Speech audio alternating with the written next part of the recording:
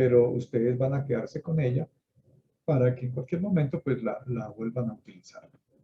¿Están viendo mi pantalla? No. No, no. No, profe. Ok. Ahí sí ya están viendo mi pantalla, ¿cierto? Sí, ya sé. Yo también acomodo esto aquí. Regalen un minuto. Chat, ¿dónde quedó? Entonces yo acomodo unas cosas para que yo pueda verlos con facilidad.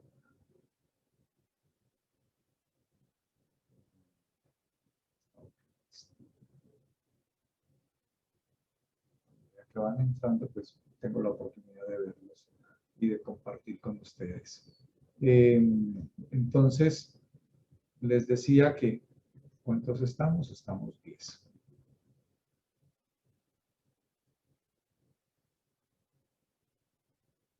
Hoy, ¿qué vamos a ver? Nos vamos a concentrar en hacer un análisis de la estructura de los estados financieros. Es decir, aunque no nos vamos a volver contadores, ni es la expectativa de volvernos contadores, la idea es que ustedes tengan la capacidad de poder coger un estado financiero y entender la estructura de ese estado financiero. ¿Qué me dice? Si este es un balance, si este es un estado de resultados, van a poder entender cuál de esos dos estados financieros es y qué dice, ¿ok? ¿Qué partes centrales tienen esos estados financieros? Entonces vamos a mirar la estructura del balance y del estado de resultado y a través de esa estructura vamos a conocer también unos indicadores, los indicadores más importantes que son los que nos permiten entender cuál es la situación financiera de la empresa. Y esto lo vamos a afianzar con un taller que empezamos hoy y lo terminamos en la siguiente clase. Entonces, en esas dos clases vamos a trabajar en las tres clases. En la de hoy y en las dos siguientes vamos a trabajar un concepto que se llama capital de trabajo y vamos a saber para qué nos es útil esa información del capital de trabajo y por qué es importante que nosotros conozcamos esa información y qué rubros afectan el capital de trabajo. En la reunión pasada yo les decía que el dinero en la empresa es como la sangre en el cuerpo. No hay dinero en la empresa se muere. Entonces, lo que nos permite ver la capacidad líquida que tiene la empresa, la capacidad de dinero o la cantidad de sangre que hay en el cuerpo, es este recurso que se conoce como capital de trabajo. Entonces, vamos a mirar en qué consiste el capital de trabajo, qué elementos lo conforman y cómo se administra. Y en la última sesión nos concentramos en un tema que se llama relaciones de costo, volumen, utilidad, que aquí ya nos concentramos en la administración de la rentabilidad de la empresa. Cómo maximizar la utilidad. En este capital de trabajo es cómo maximizar la liquidez. Y acá cómo maximizar la utilidad. Ahí nos vamos a concentrar en estas tres sesiones. En esta, entendiendo la estructura de los estados financieros y en las dos siguientes en esos dos elementos.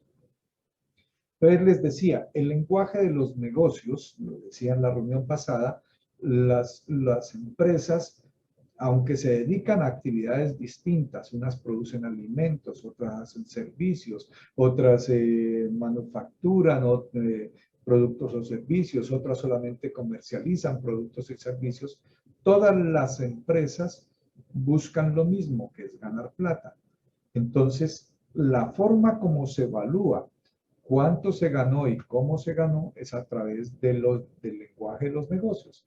Y el lenguaje de los negocios son los números, en este caso, los estados financieros. Ya he mencionado dos, ¿ok? Sin embargo, los estados financieros, los básicos, los que se entregan por parte del contador, no son dos, son cuatro. El balance general, el estado de resultados, estos dos los vamos a mirar con suficiente nivel de detalle y de estos dos estados financieros se desprenden otros dos que se llaman estados de flujo de efectivo y estado de cambios en el patrimonio. No alcanzo a mirarlos en esta oportunidad y para el caso de ustedes, pues es más importante que analicen esta información y qué componentes tiene. Estos dos estados financieros se desprenden de acá, pero la verdad no alcanzamos a trabajarlos con el número de hora que tenemos. Pero manejando estos dos, ustedes podrían entender la lógica de estos otros dos. Los indicadores financieros son ratios o son formas fáciles o gráficas o a través de unos números muy sencillos de entender cómo se ha dado esa relación de los estados financieros. Y con el ejercicio que nosotros vamos a hacer, que es un ejercicio dinámico, vamos a mirar la importancia de esos indicadores financieros. Entonces tenemos indicadores que pueden medir el endeudamiento, indicadores que miden la liquidez, indicadores que miden la rentabilidad e indicadores que miran la operación. Ok, entonces vamos a mirar esos indicadores en ese taller dinámico que vamos a tener oportunidad de trabajar. Entonces, mirando la empresa como un todo, la empresa va a tener dos tipos de usuarios. Unos usuarios que se denominan como externos. Cuando nosotros decimos cuáles son los usuarios externos, entonces sencillamente podríamos decir son todos los que no participan en la administración de la empresa. Usan la información que la empresa produce. Tienen interés de conocer la información financiera de la empresa, pero no participan en la administración.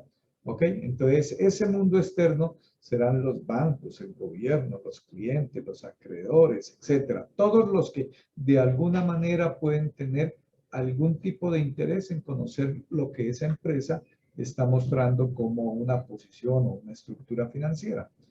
Y en contraposición a este mundo llamado mundo externo, tenemos el mundo interno.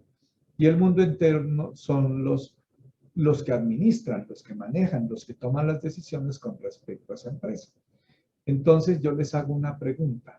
Así como nosotros en la charla pasada hicimos un ejercicio con respecto a qué información requiere conocer el gerente financiero y el asesor comercial. Entonces yo les hago una pregunta un poco más ampliada. ¿Será que los de afuera, los del mundo externo, necesitan conocer igual información y con igual nivel de detalle a cómo la información les llega a los que administran el negocio? ¿O será que estos del mundo interno necesitan conocer una información distinta a las que se manda al mundo externo? ¿Ustedes qué opinan? ¿Quién quiere opinar? Pues realmente, profesor, quien debe conocer la parte financiera es la empresa, ¿no? No, ni los acreedores, ni los proveedores. Entonces, ahí no entrarían ellos, ¿no? No deberían conocer. Andrés, ¿a qué te dedicas? Yo soy supervisor de mercadeo, de Rekin, de Kisser. Entonces tú estás mirando cómo es el comportamiento del consumo, ¿cierto? Que demandan los clientes. ¿Sí? Sí, sí. Bueno, pues pongámonos en la posición de un cliente. Un cliente, cuando compra un producto, ¿le interesará conocer quién es el fabricante de ese producto? ¿O no? Conocer el fabricante, sí, pero no conocer la parte financiera, ¿no? Pues, digo, la parte financiera no la debería de saber. De pronto es cómo produce el producto, Ajá, de qué forma, qué calidad tiene el producto, ajá. qué insumos utiliza. De pronto, si tuvieses la información de que ese fabricante produce los productos que tú consumes esclavizando a la gente sin pagarles los salarios justos, ¿tú comprarías el producto por igual o no lo comprarías? No creo que lo compraría, la verdad. Porque hay una posición con respecto a la empresa, ¿cierto? Entonces, puede que la marca sea buena y la calidad sea buena, pero lo que hace ese fabricante a ti no te satisface, entonces posiblemente no lo compres, ¿sí? Y esa información sale de alguna parte, ¿cierto? Y se corre por los medios. Entonces, todo lo que sale del mundo empresarial se traduce en números. ¿Ok? Hay unas empresas que ganan más que otras. Unas porque hacen unas relaciones justas de trabajo y otras porque hacen unas relaciones injustas. Entonces, cuando uno conoce eso, posiblemente toma una decisión distinta. Entonces, date cuenta que estamos mirando desde afuera, en este caso consumidores, pero el consumidor puede adoptar una actitud distinta dependiendo de la información que tenga. Entonces, en ese orden de ideas, la empresa dice, yo no hago conocer mi posición financiera, cómo hago las cosas. ¿Ok? Entonces, no le entrego al mundo externo. Entonces, voy a colocar otro ejemplo. Necesito que me presten plata. ¿Quiénes me prestan plata? ¿Ustedes qué opinan? ¿Quiénes prestan plata a las empresas? Los bancos. Los bancos, uno de ellos son los bancos. ¿Quién más?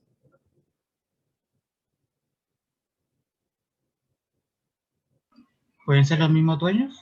Los En ese dueños, caso, los socios, ¿es que es? los socios o inversionistas, ¿cierto? O dueños o propietarios, inversionistas. ¿Ok? ¿Quién más le presta plata a la empresa?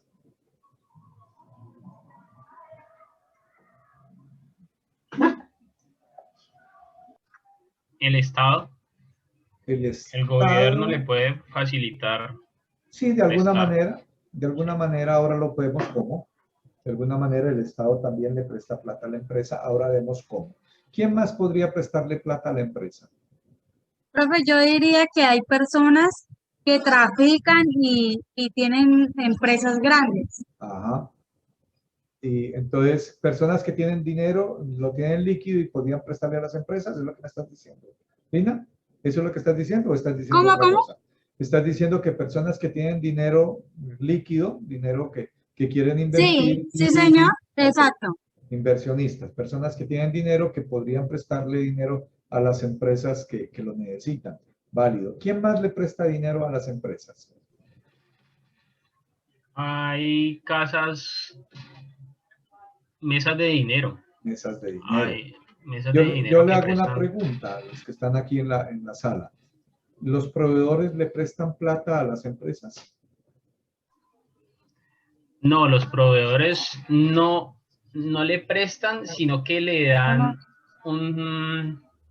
unos plazos para pagar los productos que van a comercializar, digamos. ¿Y eso no es prestarle plata? Yo le envío la Bueno, mercancía, sí, me la paga dentro de 3 meses. ¿Eso no será una forma de prestarle plata? sí, es cierto. Sí, se puede ¿Cierto? ver de esa manera, que sí. Ok, listo. Entonces, miren, si yo soy uno de estos actores que voy a tomar una decisión con respecto a esa empresa, ¿será que necesitaría conocer cómo está esa empresa para ver si tomo la decisión o no?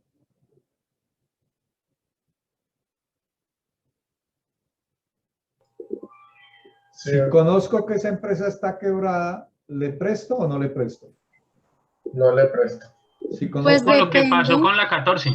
Exactamente, Digamos, ¿cierto? digamos ahorita en la 14, digamos, los proveedores se volvieron Dueños.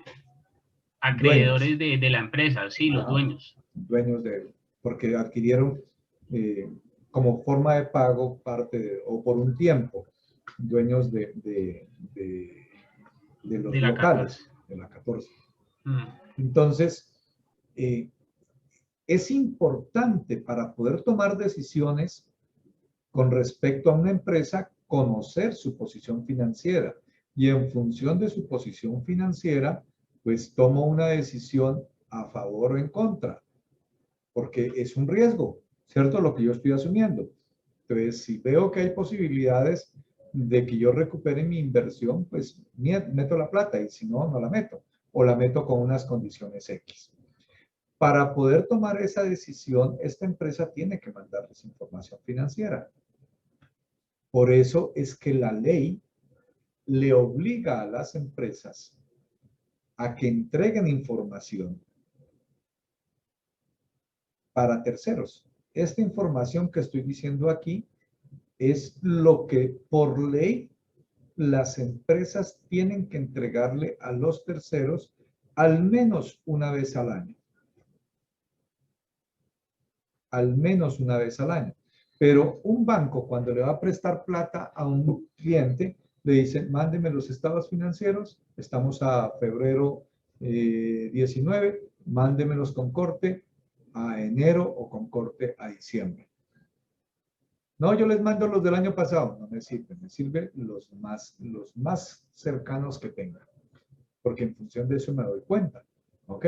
Entonces, la ley obliga a que las empresas entreguen información a los terceros. Esa información tiene que ser igualita para todos.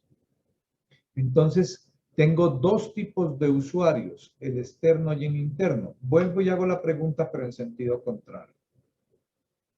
Si yo estoy obligado, la empresa está obligada a sacar información para los terceros, mínimo un balance, un estado de resultados, esa misma información tendría que mandárselo a los internos, a los que administran la empresa.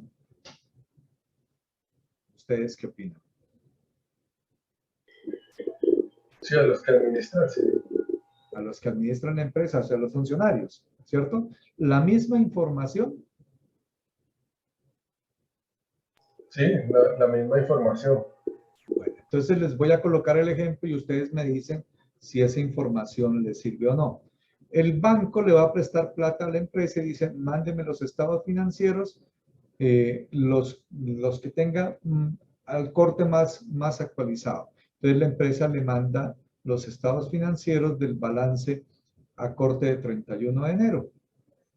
Y el banco queda satisfecho y con eso hace su análisis y toma la decisión de prestarle o no. Asimismo, un cliente, un proveedor, etcétera, etcétera. Pero llega el gerente de la empresa y hoy es viernes, ¿cierto? Los viernes se acostumbra a pagar. ¿Es correcto? Se acostumbra a pagar a los proveedores, algunas veces la nómina, qué sé yo. Entonces llega el gerente hoy a las 8 de la mañana y le dice a su secretaria o al asistente, hágame el favor, páseme la información financiera que vamos a programar pagos. Y llega el asistente contable y le entrega la información, el balance general y el estado de resultados de enero 31. ¿Será que el gerente puede tomar decisiones con esa información? No, tiene que ser el actualizado. ¿Qué necesita el gerente para poder pagar hoy viernes?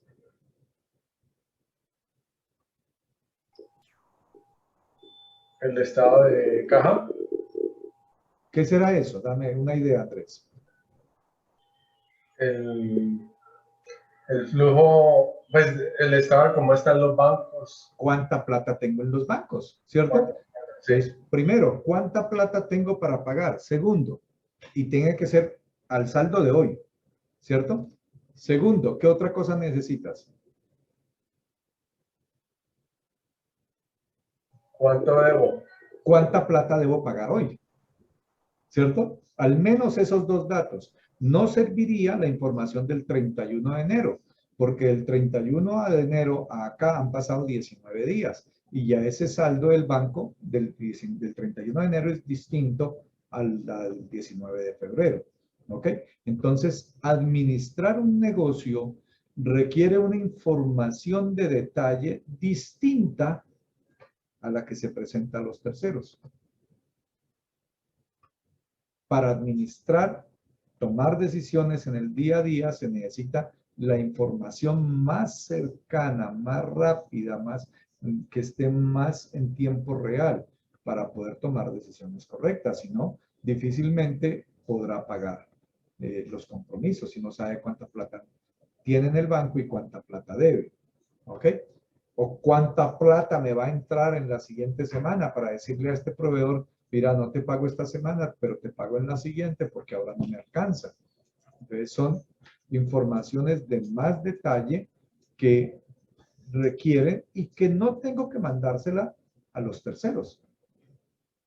Posiblemente es la misma información, pero la oportunidad y el detalle va a ser distinto.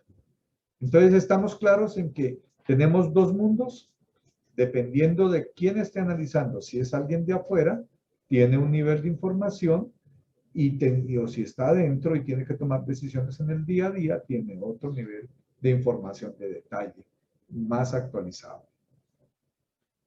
Entonces eso me lleva a que el manejo de la información contable, todos los hechos económicos, hay que llevarlos a un proceso contable y hay que meterlos rápidamente tan pronto suceden para que salga una información que sea útil para la toma de decisiones. La información financiera se utiliza para tomar decisiones, no sirve sino para eso. ¿Ok? Entonces, dependiendo de quién es el usuario, si son los terceros de afuera, terceros externos, hay que mandarle una información que está dada por la norma, que está dada por la ley, en este caso las normas internacionales de información financiera. Y tiene que ser igualita, la que le mando a los bancos, la que le mando a los proveedores, la que le mando a los clientes, la que le mando a los inversionistas, tiene que ser igualita. Pero yo tengo un tercero que esta información no le sirve. Ese tercero dice, a mí hágame el favor, presénteme la información de esta manera. Y es el Estado. Él le dice, yo necesito que usted haga la declaración de IVA de esta manera. Yo necesito que usted haga la declaración de retención en la fuente de esta manera. El IVA cada 2 meses, la retención en la fuente cada mes, la declaración de renta cada año, etcétera, etcétera. Entonces, él coloca sus propias normas y sus propios formatos. Entonces, lo que yo le mando al banco es en una presentación que le sirve al banco, le sirve al proveedor, le sirve al cliente, pero que no le sirve al Estado. Y lo que yo le mando al Estado no le sirve a los otros terceros. Entonces, la misma información se presenta de manera distinta dependiendo de quién sea el usuario, si es el Estado o si son los terceros. Pero hay un usuario, que ya lo habíamos visto, que son los internos, que esta información no tiene normas.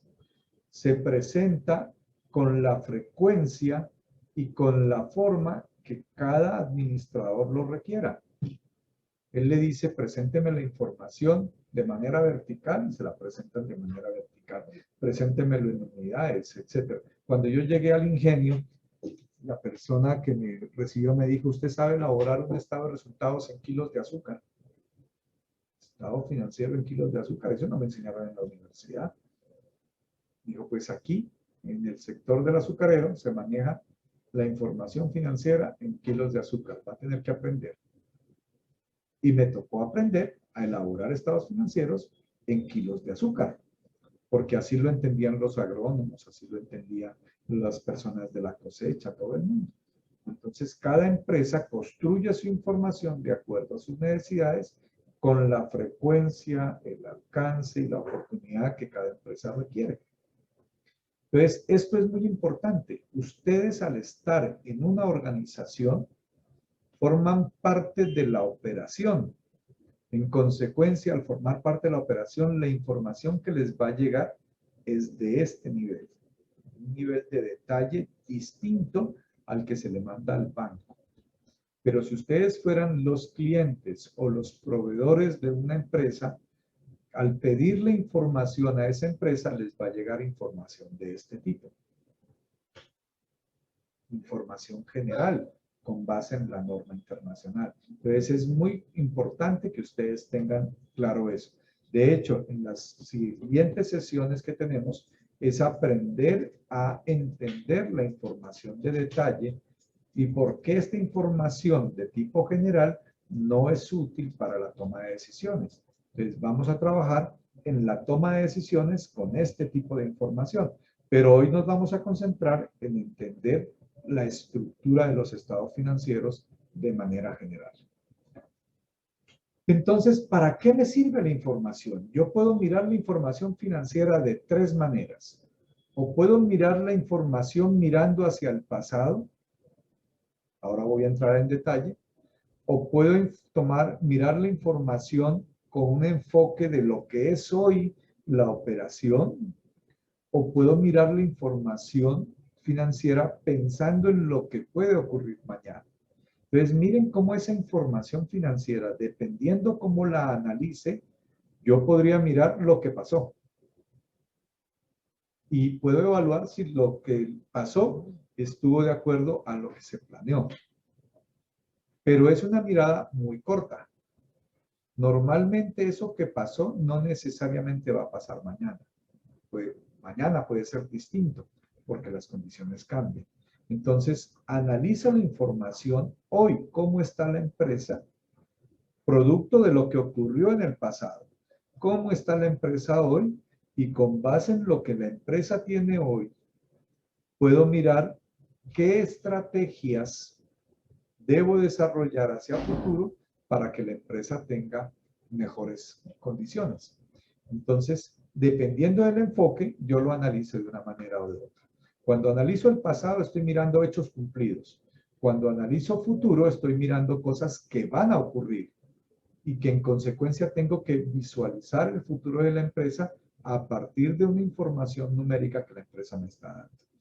Y esto requiere cierta habilidad. Los que trabajan en el área comercial, muy seguramente cuando van a hacer una proyección de ventas, toman en cuenta lo que vendieron el año pasado y lo que vendieron el mes pasado, ¿cierto? Pero también tienen en cuenta los clientes que se han ido, los clientes que han llegado, qué productos son nuevos, qué productos han salido, qué productos han entrado, y en función de eso dicen, mire, yo las ventas que voy a tener en el siguiente trimestre o en el siguiente año van a ser de este tipo. No pueden coger el pasado y decir, esto ocurrió en el pasado y eso mismo va a ocurrir en el siguiente año. ¿Hasta aquí vamos? ¿Me estoy haciendo entender en el mensaje que estoy manejando? Sí, señor. Bueno, ¿alguna pregunta? Estoy entrando en la fase conceptual y ya me voy a meter un poquito en la parte de estructuras y de números. Entonces, observen lo que ocurre. Tengo dos estados financieros. Un estado financiero que se conoce como balance general. Y voy a entrar en detalle ahora de qué es el balance general. Y tengo un estado financiero del estado de resultados. Estos dos estados financieros se complementan. Tienen información compartida. Miren lo que ocurre. Cuando ustedes van a vender, para poder vender, necesitan tener el producto que van a vender, ¿cierto? No pueden vender de lo que no tienen. Y para poder tener el producto que van a vender, tienen que haberlo comprado previamente o elaborado previamente. Bien sea producto o bien sea servicio. Si no lo tienen, pues no lo pueden vender. O por lo menos tienen que tener en consideración cuánto tiempo se demoran en elaborar el producto o servicio que van a vender para comprometerse con su cliente cuando le van a entregar el producto o servicio que le está pidiendo. Entonces, entre este estado financiero llamado balance y el estado de resultados, juega una variable que se llama el proceso productivo. Y el proceso productivo lo que hace es obtener el producto o servicio que vamos a vender. Para poder obtener el producto o servicio que voy a vender, ¿cierto? Entonces tengo que coger unos materiales, consumirlos, están acá en inventario de materias primas, consumirlos en el proceso, meterlos al proceso. Pero aquí solamente he metido materia prima. Para poder tener un producto terminado tengo que meter una mano de obra y la mano de obra tengo que pagarla. Entonces ya no puedo sacarlo del inventario porque la mano de obra no la tengo en el inventario. Yo tengo que contratar las personas y pagarles la nómina, o por lo menos tengo una cuenta por pagar de la nómina. Entonces cojo la mano de obra, los contrato y tengo la obligación de pagarlos y meto la mano de obra al proceso. Pero tener la materia prima y la mano de obra no es suficiente. Yo necesito tener un sitio donde producir. necesito tener un espacio, unas máquinas, una energía, etcétera, etcétera, para poder producir. Entonces, debo haber comprado las máquinas previamente, debo haber contratado los servicios de mantenimiento, están en condiciones de que la máquina funcione, tengo que tener energía y tengo que meterla al proceso productivo. Entonces, ya voy sumando elementos en el proceso productivo. Unos gastos indirectos y en algunas ocasiones uno contrata servicios por fuera, por ejemplo, la maquila. Todo eso lo meto al proceso productivo y cuando termina el proceso productivo sale un producto que termina en el inventario. Ya tengo un producto para vender. ¿Hasta ahí cuánto he vendido? Nada. Nada. He comprado materia prima, he contratado mano de obra, tengo las máquinas, tengo la energía, la he usado, pero hasta ahí no he vendido nada. Hasta ahí solamente tengo el producto o servicio para poderlo vender. ¿Ok? Una vez que tenga el producto o servicio para vender, entonces aquí todo esto se ha dado y se refleja en el balance general. En este estado financiero. Dense en cuenta que salió de los inventarios y volvió a los inventarios. Apareció en los pasivos una nómina por pagar y llegó a los inventarios. Apareció una energía que tengo que pagar y llegó a los inventarios. Apareció una maquila que usé y llegó a los inventarios. ¿Ok? Hasta ahí solamente tengo unos inventarios que puedo vender y tengo unas obligaciones que tengo que pagar. Pero hasta ahí no he vendido nada. En el momento en que venda, ahí aparece este fenómeno. Bueno, este es cuando es servicios. Cuando vendo, entonces se da un fenómeno. Yo le vendí a un cliente el producto o servicio que elaboré y ese producto que tenía ya no lo tengo porque se lo entregué. Yo le vendí a un precio determinado el producto o servicio que compré, lo tenía en el inventario, des en cuenta que yo logré, a través del proceso productivo, tener un producto a un valor X. Esto se llama costo de producción. Aquí tengo el inventario en el costo de producción, pero cuando yo lo vendo a un precio. Ese precio será menor o mayor al costo de producción. Mayor. Deberá ser mayor, ¿cierto? Cuando yo lo vendo, Para generar utilidad. claro, para generar la utilidad. En el momento en que yo lo vendo, lo saco de aquí de los inventarios y el producto o servicio se fue al costo de ventas. Lo tenía en los inventarios y se fue de los inventarios al costo de ventas. Ya no lo tengo, se lo entregué al cliente. El cliente lo tiene, pero a cambio de lo que le entregué, él me dio una plata o me debe una plata. Esa plata es el precio de venta. Y en el momento en que yo fijo con él un precio de venta, ¿cierto? Y le entrego el producto, aparece una cuenta por cobrar o un disponible en caja. Si lo vendí de contado, pues entonces va a aparecer en el disponible. Si se lo vendí a crédito, va a aparecer en los deudores. Entonces, la venta tiene dos momentos, al menos dos momentos. El compromiso de mi cliente de pagarme lo que le vendí y el sacrificio que yo tenía aquí en los activos, en el inventario, que ya no lo tengo, sacrifiqué el inventario para dárselo a mi cliente. Y en ese momento se dio un precio de venta y un costo de lo vendido. Pero en el mismo momento que vendo, aparecen unas obligaciones con el vendedor. Yo tengo que pagarle las comisiones. Si yo vendí ese producto con la condición de que le despacho a mi cliente, pues tengo que contratar una transportadora y debo pagarle a la transportadora el servicio que me presta para poderle llevar ese producto de mi cliente. Y si yo tengo unos ingresos, producto del precio de la venta, a esos ingresos le quito el costo del producto y le quito los gastos del área comercial y del área administrativa, pues ingresos menos costos, menos gastos, me da la utilidad. Y esta utilidad que está aquí es la que yo reviso acá. resultados del ejercicio y resultados del ejercicio. Entonces miren cómo estos dos estados financieros se hablan entre sí. ¿Ok? En el balance aparecen unos elementos, en el estado de resultados aparecen otros elementos, pero el resultado del estado de resultados se refleja en el balance. ¿Está claro cómo se da esa dinámica y ese juego entre esos dos estados financieros? ¿Alguna pregunta hasta ahí? No, es claro.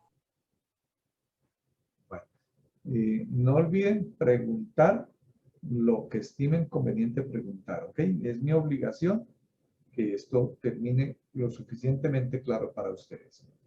Entonces, si tenemos claro cómo es la relación, vamos a mirar en detalle algunos elementos del balance, especialmente este grupito de aquí.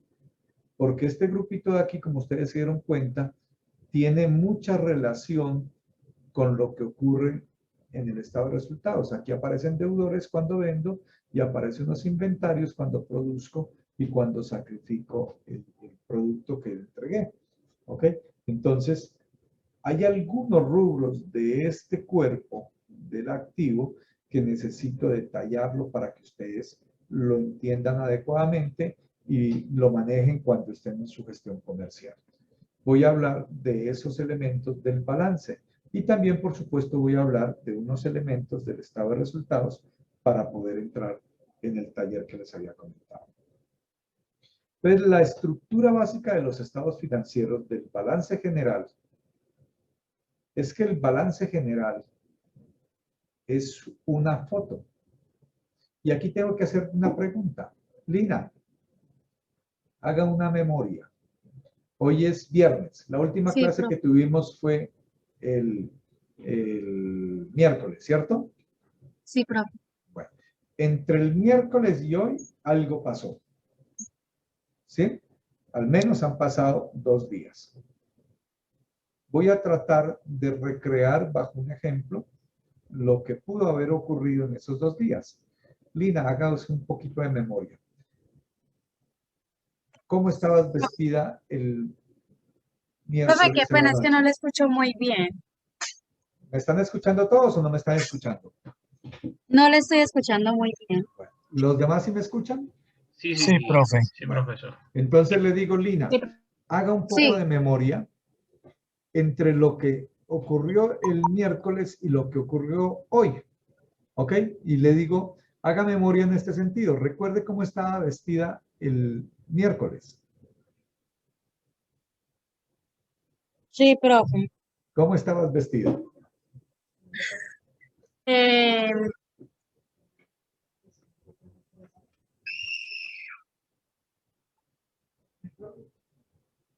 tenía un pantalón ¿Jean o y pantalón un jean un jean? Ok, listo. y unas sandalias cafés Unas sandalias cafés y tenía una blusa, creo que blanca. blanca. Sí, Ok, blanca. entonces digamos, la foto del miércoles de Lina era, tenía una blusa blanca, tenía un jean y tenía unas sandalias. Describa cómo está vestida hoy, Lina. Tengo una camisa azul celeste, Ajá, tengo un chorro rosado y ajá. unas chanclas de casa. Bueno, algo tiene que haber ocurrido entre esa foto del miércoles y esta foto de este momento, ¿cierto? Sí, ¿Qué pudo haber ocurrido? Nosotros podemos imaginarnos. Por lo menos ha pasado un día o unas horas, un minuto, unos tiempos donde usted fue y se cambió. sí, profe. ¿Cierto? Esa es una conclusión obvia. Se cambió porque está vestida de una forma distinta. Pero en ese tiempo pudo haber ocurrido muchas cosas. Esa blusa usted la compró y la está estrenando. Sí, ¿Ok? profe, muchas cosas, claro. Muchas cosas. Bien, Entonces, televisor.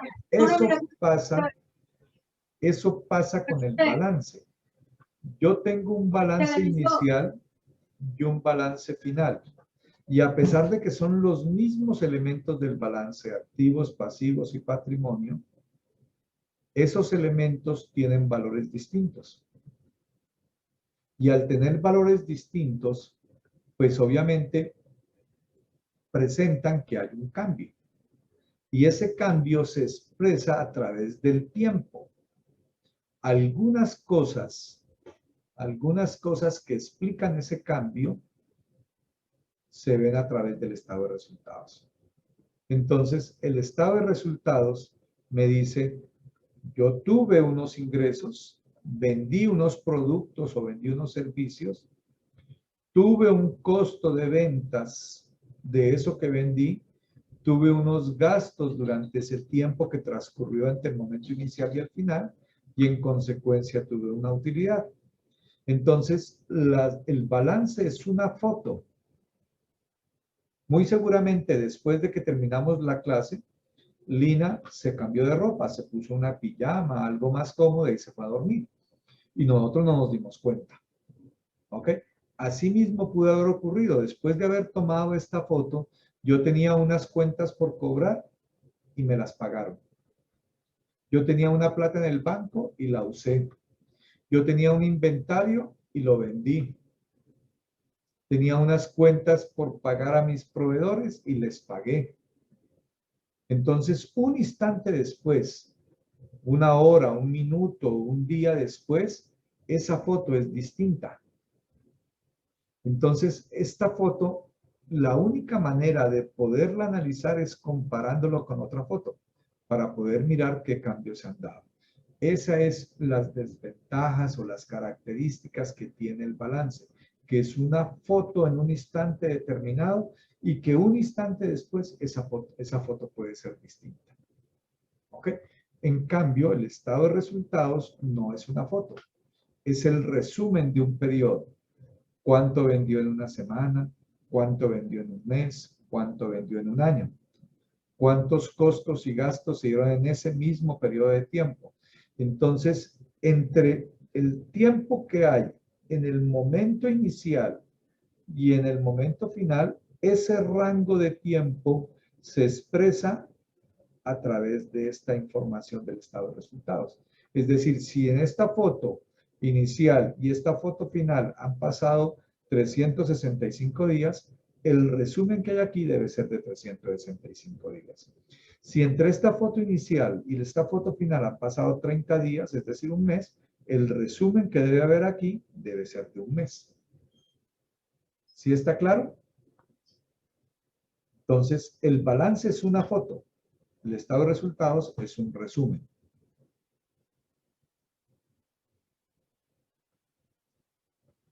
Por eso cuando uno va a trabajar en ventas, le dicen su cuota del mes es ¿de cuánto? De tanto. ¿Cierto? Le asignan una cuota para un periodo determinado. O la cuota de este trimestre es de tanto. Y cuando hacen la evaluación, le dicen su cuota fue de tanto, a ver cuánto cumplió. Le hacen una evaluación, pero para un periodo. Que le hacen seguimiento todos los días es posible. ¿Ok? Pero normalmente se hacen comparaciones de un rango de tiempo. ¿Está claro ese tema? Sí, bro. Bueno, entonces, visto de esa manera, vamos a entrar a mirar la estructura del balance. ¿Ok? Voy a detenerme en detallar los activos. No voy a detallar por igual a los pasivos y el patrimonio y ahora les explico el por qué. ¿Por qué me detengo en detallar los activos? Porque resulta que los activos tienen un comportamiento distinto, muy particular, y cada uno de nosotros, los funcionarios de una empresa, afectamos de manera directa a ese comportamiento de los activos. ¿Qué son los activos?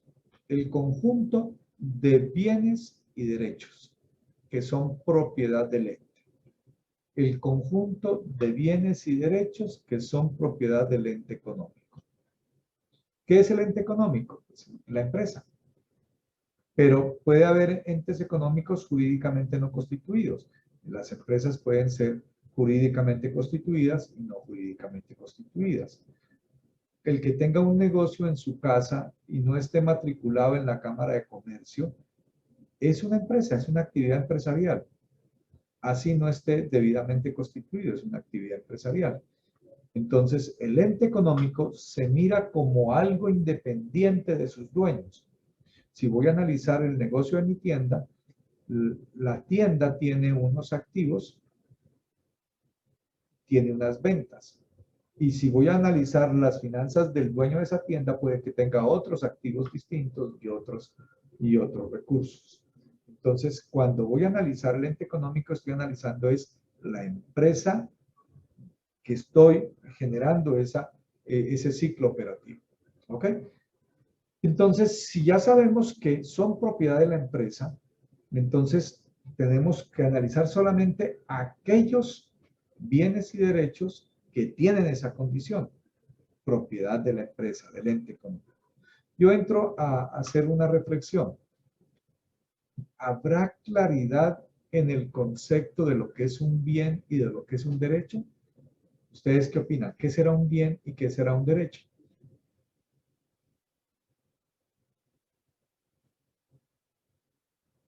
¿Quién quiere darnos alguna idea? ¿Qué será un bien? Buenas noches. Hola, Lady, ¿cómo estás? Bueno, bien, gracias. ¿Y usted, profesor? Muy bien, muchas gracias. Bueno, ¿Qué me es alegro. para ti un bien y un derecho? Para mí un bien es algo material.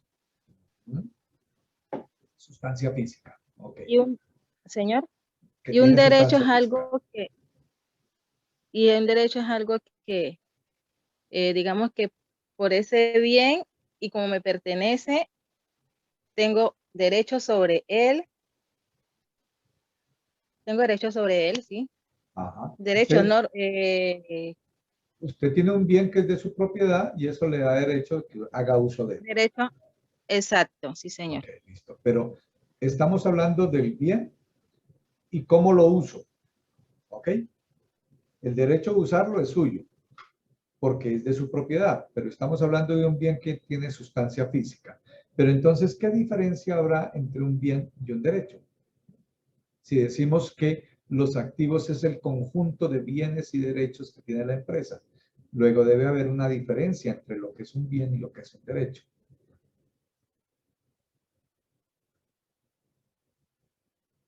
Lady planteó de que el bien tiene sustancia física. Al plantear de que un bien tiene sustancia física, ¿será que hay cosas que no tienen sustancia física?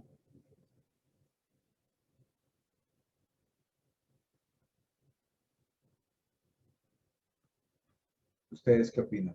¿Será que la empresa es dueña de cosas que no tienen sustancia física? Sí, Edison, ¿qué opinas? las marcas, por ejemplo. Las marcas, por ejemplo, válido. Las marcas no tienen sustancia física y son derechos. ¿Pero qué es una marca, Edison? Pues yo tengo entendido una marca como un nombre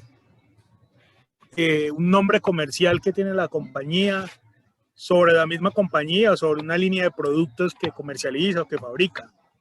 Pero es pues como el lado intangible, ¿no? Es el nombre por lo que se reconoce en el mercado o como se reconoce en el mercado. El derecho de que yo pueda usar y usufructuar ese nombre y que otro no lo usufructe, ¿cierto? Sí, señor. Ok. Entonces, la marca no tiene sustancia física y es propiedad de la empresa. Entonces, aparece una diferencia entre lo que es un bien y lo que es un derecho. ¿Ok? Bien tiene sustancia física y derechos no tienen sustancia física. Entonces, voy a adentrarme en el ejercicio para poder ir precisando más elementos alrededor de esa idea. ¿Ok? En los activos aparecen en su orden de importancia según la rapidez con que estos se vuelvan dinero. Aparecerán en su orden, primero los que se vuelven dinero más rápido, Los que se vuelven dinero más rápido, pues son los que son dinero. ¿Ok? Y después en su orden, los que no son dinero, pero que se pueden volver dinero más rápido. Entonces, el primero en aparecer en su orden es el dinero, el disponible. Entonces, yo les hago una pregunta. ¿El dinero será un bien o será un derecho? Debería ser un bien. Bien. Bien. Lina también piensa lo mismo, es un bien. Lady, Jonier, Andrés, ¿qué nos dicen? ¿Será un bien o un Para mí derecho? un bien. Bien, Un bien Lady, porque es algo físico. es algo físico. Lady, ¿qué opina? Jonier, ¿qué opina? Por favor, levanten la mano los que creen que es un bien. Para poder facilitar ese ejercicio, entonces nos vamos por reacciones, pero levantamos la mano desde allá. Ok, listo. Levanten la mano los que creen que es un bien.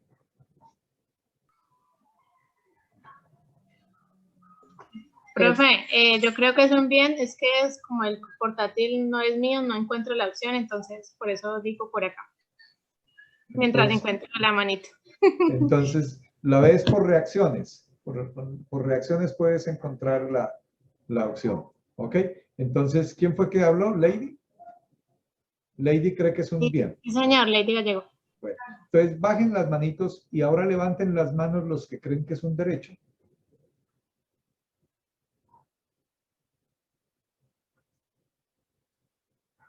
Voy a coger a alguien distinto a Lina de ejemplo. Lady, ¿podrías abrir tu cámara, por favor?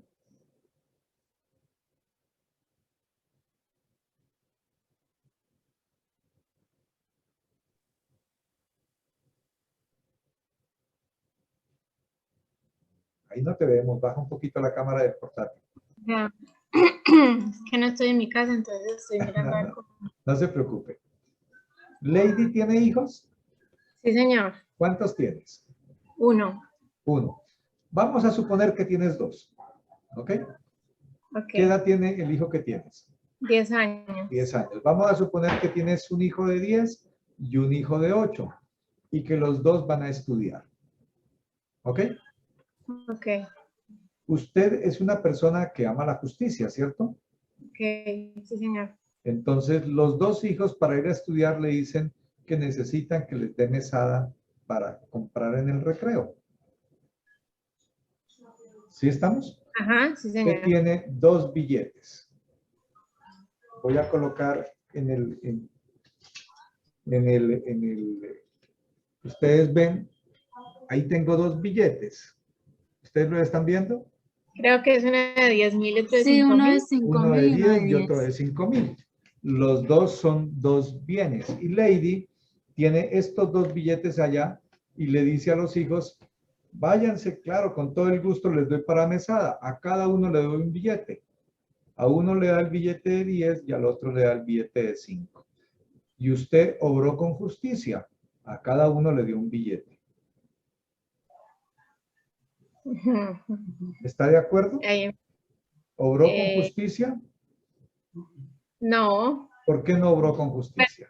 porque sería mitad y mitad para cada uno. Ah, pero como es un bien, a cada uno le dio un billete Un billete. y cada uno se fue muy contento con su billete para el colegio. ¿O no se fueron contentos. O uno se fue Sí, más porque contento que el otro. Uno sí, más se fue contento. contento. Vea, ahí habría igualdad más no equidad, ¿no? Ahí había Ahí no igualdad, hay pero no igualdad. equidad. No hay igualdad. Igualdad porque los dos llevan un bien, pero no hay equidad porque no es del mismo valor. Ok, listo. Entonces, mire que aquí entonces aparece una disyuntiva, porque si yo voy a analizar el bien por la sustancia física, entonces resulta que los 2 billetes son bienes, porque los 2 son papeles, tienen sustancia física. ¿Sí estamos? Sí, señor. Pero en el momento de entregárselo a los hijos, resulta que los 2 no pueden hacer lo mismo con ese billete porque uno tiene más capacidad de compra que el otro. A pesar de ser bienes, ellos pueden hacer cosas distintas. Entonces, ese bien como bien representado, podemos decir que es un papel moneda. Ese papel moneda tiene un papel de seguridad que en el mercado vale 1,000 pesos o 2,000 pesos ese pedazo de papel. La tinta 500 pesos. Entonces ese bien representado físicamente es un papel con una tinta y el material vale 1,000 pesos el papel, 500 pesos la tinta. Ese bien vale 1,500 pesos. El otro bien de 5,000 también tiene la misma área de papel y la misma tinta. También vale 1,500 pesos la elaboración de ese papel. ¿Ok? Como bien, valen 1,500. Pero resulta que ellos no tienen capacidad de compra de 1,500. El uno tiene capacidad de compra de 10,000 y el otro tiene capacidad de compra de 5,000. Entonces, ¿qué prima ahí? ¿El bien o el derecho? El derecho. El derecho, que es la capacidad de compra. ¿Ok? Entonces, en ese orden de ideas, ¿el disponible es un bien o es un derecho?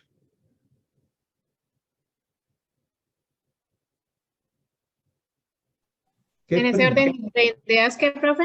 En ese orden de ideas, ¿qué prima en ese recurso llamado disponible? ¿La calidad de bien o la calidad de derecho? La calidad de derecho. La calidad de derecho es la capacidad de compra. ¿Ok? Porque este derecho. Bien de 10,000 tiene una capacidad de compra de 10,000 y el otro bien, que también es de la misma contextura, el mismo tamaño y todo eso, no tiene la misma capacidad de compra, tiene una capacidad de compra menor. ¿Ok? Entonces, ¿cuándo se define qué es un bien o qué es un derecho? Se define como bien cuando el valor físico es el mismo al valor económico. ¿Ok? En este caso, el valor físico del billete de 10,000 es 1,500 y el del valor de 5,000, el valor físico es 1,500, porque eso es lo que cuesta la materia prima y la tinta. ¿Ok? Pero su valor económico no está representado en los 1,500. Su valor económico está representado en la capacidad de compra. En ese caso, teniendo un bien en sus manos, ese bien no prima por el valor material, sino por el valor económico. En este caso, uno por 10,000 y otro por 5,000. ¿Está claro el ejemplo? ¿O está perfectamente enredado?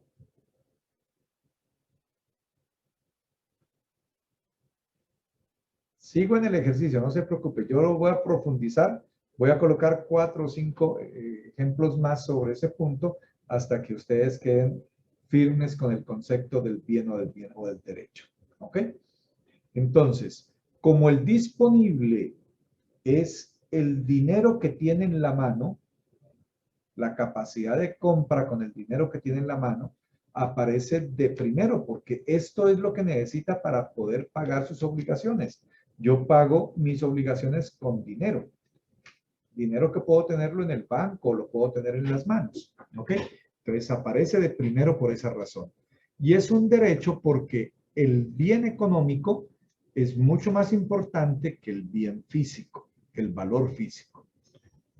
Voy a colocar en segundo ítem otro rubro y sigo haciendo la profundidad entre los conceptos de bien y derecho. El segundo rubro se llama inversiones. Aparece de segundo.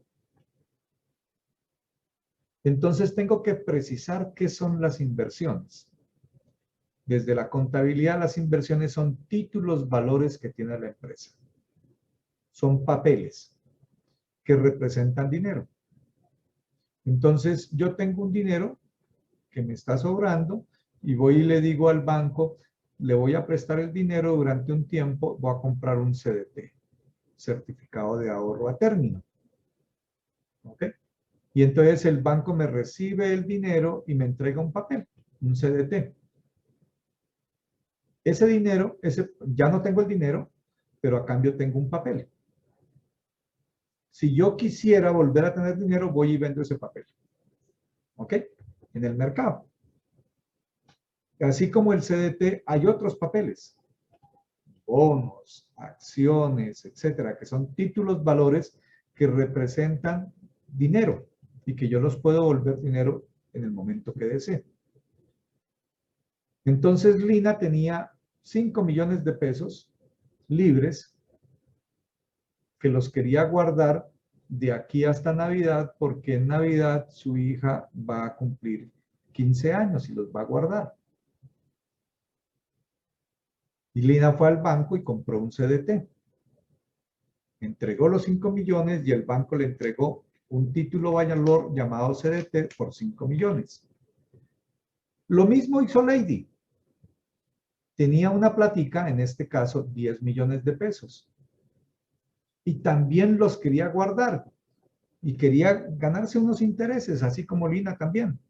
Entonces fue al banco y compró un CDT. El banco le entregó un título valor llamado CDT. Lina quedó con un papel llamado CDT y Lady quedó con un papel llamado CDT. Las dos quedaron con un papel. ¿Sí estamos? Desde el punto de vista físico, las dos tienen un papel. Un papel de seguridad, un papel que tiene unos códigos, unos números y que es fácil, no es fácil de falsificar. Ese papel que las dos tienen, ¿serán un bien o serán un derecho? Derecho. Derecho. ¿Qué opina Lady? ¿Qué opinan los demás? Las dos tienen un papel. Porque es título. Ajá. Yo pienso que debe ser un bien. Es un bien. ¿Por qué es un bien, José Andrés? Pues por lo que usted nos explicaba que es un valor físico igual al económico. El papel de seguridad vale 10,000 pesos. Profe, ¿pueden tener los dos? ¿Perdón? El bien y el derecho. De hecho, tienen un bien, tienen un papel. Las dos tienen un papel en sus manos. ¿Ok? Profe, Ok. yo Se diría puede dar que la posibilidad de que tenga las dos cosas, el bien y el derecho. Sí, correcto. Pero entonces, tienes que definir qué prima. ¿El bien, el valor allí, físico o el valor económico? El valor económico, obvio. Claro, porque la una tiene un papel de seguridad que dice valer 5 millones y la otra también tiene un papel de seguridad que también es un bien, pero ese papel de seguridad vale 10 millones. Las dos tienen un bien, pero el valor que representa ese papel tiene un valor distinto, tiene un valor económico distinto. ¿Ok? Como valor físico, ese papel de seguridad posiblemente vale 10,000 pesos. Ustedes van a comprar un papel de seguridad con todos esos códigos de seguridad y esas cosas, muy seguramente cada papelito de esos termina costándoles 10,000 pesos la compra. Pero cuando el banco entrega el papel, él no está entregando 10,000 pesos. Él está entregando un papel que representa para Lina unos 5 millones que le prestó al banco y para Lady 10 millones de pesos. Entonces, el título como papel es lo mismo, pero el título valor tiene un valor distinto, un valor económico distinto. Entonces, ahí no es un bien, es un derecho. Prima el derecho sobre el bien. ¿Sí? ¿Sí estamos? Lo mismo que ocurrió con los billetes, ocurre con los títulos valores. Profe, Sí, cuenta.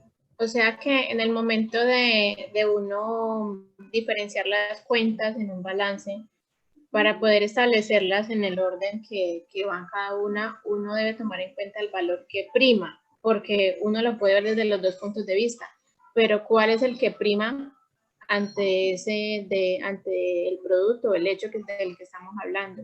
Es o sea, digamos, en correcto. este caso, el CDT estamos hablando de que para una empresa prima el valor económico, porque Así si hablamos es. de bien físico, pues es mucho menor.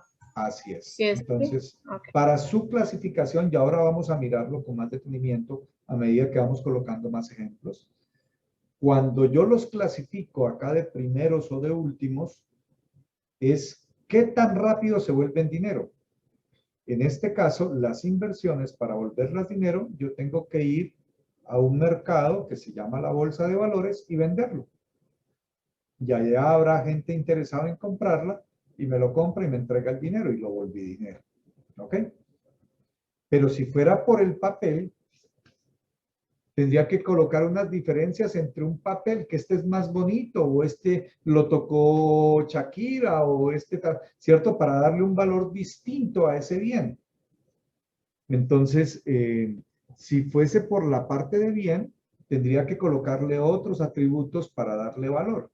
Pero en este caso, ese papel que ellas tienen, lo que vale para ellas es el derecho, no el bien. ¿Sí estamos? Sí, sí, más claro. Bueno, voy a seguir colocando ejemplos para profundizar sobre ese punto.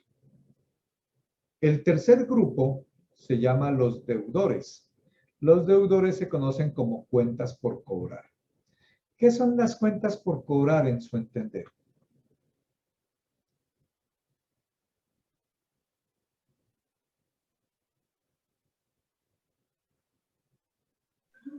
Cuando uno ve en un banco, profe, o una revista, A ver, no te entendí, Lady. Vuelve a repetir, por favor.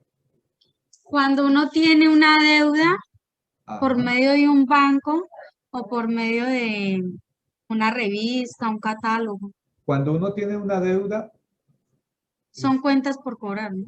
ese no es por cobrar, sino por pagar. Yo le debo a alguien que me prestó un dinero y yo tengo que pagarle, Sí, ¿cierto? profesor. En este caso no es por pagar, sino por cobrar. Cuando uno le debe. Cuando alguien le debe a uno, ¿cierto? Sí, Cuando- Sería señor. la cartera de los Cuando- clientes, profe. Entonces, coloquemos algunos ejemplos de cuentas por cobrar. Ayúdeme, por favor. Yo le vendí a un cliente a crédito. Ahí tengo una cuenta por cobrar. Sí. Sí. Sí, señor. Sí, profe. La empresa le prestó a José Andrés una plata para que compre el carro. ¿Será una cuenta por cobrar para la empresa? Sí. Sí, también. Sí, señor. Didier trabaja como contratista de una empresa y esa empresa le dio un anticipo para que empiece a hacer el trabajo. Ese anticipo será una cuenta por cobrar para la empresa. Sí, claro. Claro. Sí. ¿Ok? Entonces, hay varios tipos de cuentas por cobrar. Cuando la empresa le entrega dinero a un tercero con el acuerdo de que le va a pagar en un tiempo determinado, bajo ciertas características, ciertas condiciones, pues aparecen unos documentos. Entonces, la empresa le prestó a José Andrés para que compre el carro. ¿Qué documento hay de por medio? ¿La empresa le prestó la plata y no le hizo firmar nada? ¿O sí le hizo firmar algo? ¿Pagaré? Un pagaré. Un pagaré, ¿cierto? Una letra, un pagaré. La empresa le entregó una plata a Didier para que hiciera la ejecución de un contrato. ¿Didier tuvo que firmar algo a cambio? Sí, debe haber el documento que certifique la entrega del dinero para poder cobrarlo nuevamente. Exactamente. Un documento, un comprobante de egreso y el contrato que dice que se acordó de esa parte. ¿Ok? Cuando un cliente, cuando la empresa le manda unas mercancías a un cliente que le va a pagar en 90 días, ¿hay algún documento a cambio? La factura. Una factura. Entonces miren que aparecieron unos títulos, un pagaré, una factura, un contrato. Son documentos, ¿cierto? Tienen sustancia física, ¿cierto? La factura tiene sustancia física, el pagaré tiene sustancia física, el contrato tiene sustancia física. ¿Las cuentas por cobrar serán bienes o serán derechos?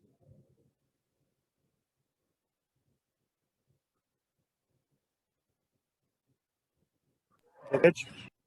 Deben de ser ¿Quién dijo? derechos porque superan el valor físico de los documentos. Claro, porque no es lo que cueste el título llamado pagaré o la factura, no es lo que cueste la parte física, sino lo que diga el valor que ha firmado. ese pagaré es por 50 millones, la factura es por 300 millones y la letra o y el contrato es por X cantidad de valor. ¿Ok? Entonces, es el valor que representa, que está firmado dentro de ese valor. En consecuencia, es un derecho. ¿Sí? ¿Sí estamos? Miren que estamos mirando 3 de los que son más rápidos de volverse dinero y todos son derechos. Prima el valor económico sobre el valor físico. ¿Sí? ¿Sí estamos? Sí. Voy a hablar de un cuarto elemento de los activos. Aparece de cuarto y se llama los inventarios. Muy seguramente para ustedes esa palabra inventarios, por estar en el área comercial, les es muy familiar. ¿Qué serán los inventarios? La mercancía existente. La mercancía existente. ¿Cuál mercancía? Es lo que hay dentro de un local, dentro de una empresa. Ajá. ¿Y por qué están ahí en ese local? ¿Cuál es la intención? Venderlas. Ah, aparece la condición. ¿Ok? Aparece la condición. Están ahí para la venta. Entonces le hago la primera pregunta. ¿Serán bienes o serán derechos? No, pues. Bien. ¿Por qué, Lina? ¿Por qué serán bienes? Porque no hay, digo yo que no hay, ¿cómo le digo? Como facturas o como lo que usted dijo ahora, recibos, ¿no? Ajá. ¿Qué prima ahí? Prima Pues yo, el valor económico, La cantidad, el valor número. físico y el valor económico son lo mismo. No, no, No, ¿por qué? no Yo porque en tengo el un par de inventario, zapatos para la venta. Ese El par de valor zapatos. físico es igual al valor económico. Exactamente. porque cuando se vende el producto, entonces ¿dónde queda Eso lo es otra físico? cosa. Eso es otra cosa. Ah. Vamos por pedacitos. Yo tengo un par de zapatos para la venta. ¿De quién es el par de zapatos? Míos. De la empresa, correcto. Es propiedad de la empresa. Esa empresa produjo un par de zapatos, consumió materiales, mano de obra, consumió unos recursos de la empresa, le costó elaborar el par de zapatos 100,000 pesos. ¿Cuánto valen para la empresa esos zapatos? 100,000 pesos. ¿Ok? Que los venden 150 es otra cosa, el precio de venta es otra cosa. Pero yo sí conozco cuánto me costó elaborar ese par de zapatos, 100,000 pesos. El valor físico de ese par de zapatos y el valor económico será distinto o será lo mismo. La factura, el valor físico son 10,000 pesos, pero el valor que representa ese título valor son 50 millones. En este caso, yo tengo físicamente un par de zapatos que me costó hacerlo 100,000 pesos. ¿Cuánto cuestan los zapatos? ¿Cuánto valen los zapatos? ¿Cuánto me costó hacer los zapatos? 100,000 pesos. 100,000 pesos, ¿cierto? Es igual. El valor físico y el valor económico es el mismo. ¿Serán un bien o serán un derecho? Bien. Bien. Bien, prima la sustancia física y el valor económico y el valor físico son iguales. ¿Ok? pero en ese caso ya es la equivalencia en el inventario del valor de venta, ¿no? El valor de venta es otra cosa. Ahora tocamos el valor de venta. Porque en un inventario lo que prima es las cantidades y no los costos. No, señor. En los inventarios priman sí las cantidades, la cantidad de unidades, pero no sobre el precio de venta, sino sobre el costo, lo que a usted le costó adquirirlo. El inventario no está valorado al precio de venta. Okay. El inventario está valorado sobre los costos. Sobre el costo. ¿Ok? Entonces, en ese inventario... Una pregunta. Sí. Sí, ¿quién va a preguntar eso? Yo, cuando esos bienes de inventario Ajá. sufren depreciación, Ajá. ahí no varía ya o sea, se rompe como esa igualdad entre el valor del bien y el valor comercial. Siquiera tocaste O el valor económico. Siquiera tocaste el tema. ¿Qué es la depreciación en ese orden de ideas? Porque incorporaste un concepto nuevo. ¿Qué es la depreciación? La pérdida de valor. La pérdida de valor. Entonces, los bienes pueden perder valor económico. Yo tengo unos zapatos que me costó elaborarlos, 100,000 pesos, pero cuando voy y miro al mercado, esos productos no se venden en 100,000 pesos, se venden en 90,000. Entonces yo mal haría en valorar los inventarios a 100,000 pesos porque no los voy a poder vender por encima de 100,000 pesos. Entonces yo tengo que hacer un ajuste al valor, ¿ok? Porque se han depreciado, se han desvalorizado, ¿ok? La depreciación desde el punto de vista contable tiene otro efecto. Vamos a utilizar la palabra desvaloración, ¿ok? Entonces los inventarios se valoran al costo de la elaboración o al precio menor del mercado, lo que sea más bajo entre los dos. Si el precio del mercado es mayor al costo de producción, los valoro al costo de producción. Si el precio del mercado es menor al costo de producción, los valoro al precio de mercado. ¿Sí? ¿Sí estamos? Pero entonces ya son técnicas de valoración. Y ahí pues hago los ajustes. Pero qué bueno que hayas incorporado ese tema. ¿Ok? Porque me da para tocar el punto siguiente. ¿Por qué están de cuartos? ¿Qué necesito para volverlos dinero? Venderlos. Venderlos. Y además de venderlos, ¿qué más necesito para volverlos dinero? Recaudar. Recaudarlos. No pueden estar de terceros porque de terceros están las cuentas por cobrar. Es decir, aquí están los inventarios que ya vendí al precio de venta. Mientras que mis inventarios yo no los he vendido y no los tengo valorados en el precio de venta, los tengo valorados al precio de producción. ¿Ok? Entonces, como necesito dos acciones para volverlos dinero, uno venderlos y luego recaudarlos, pues aparecen de cuartos. Las cuentas por cobrar aparecen de terceros. Y son bienes, no son derechos. ¿Ok? Estos cuatro rubros que he acabado de relacionar forman parte de un grupo que se conocen como los grupos del capital de trabajo. Y se denominan capital de trabajo porque ellos se vuelven dinero. Es decir, afectan la liquidez. Yo tengo que venderlos, recaudarlos y se volvieron dinero. ¿Ok? Pero están dentro del juego de lo que hace la empresa. Producir, distribuir, vender, recaudar. ¿Ok? Comprar materia prima y volver a producir. Esto se llama el ciclo operativo. Se llama capital de trabajo. Los rubros que vienen a continuación no forman parte del capital de trabajo. Y no forman parte del capital de trabajo por la siguiente característica. Primero, no están para la venta. ¿Ok? Como no están para la venta, no se pueden volver dinero.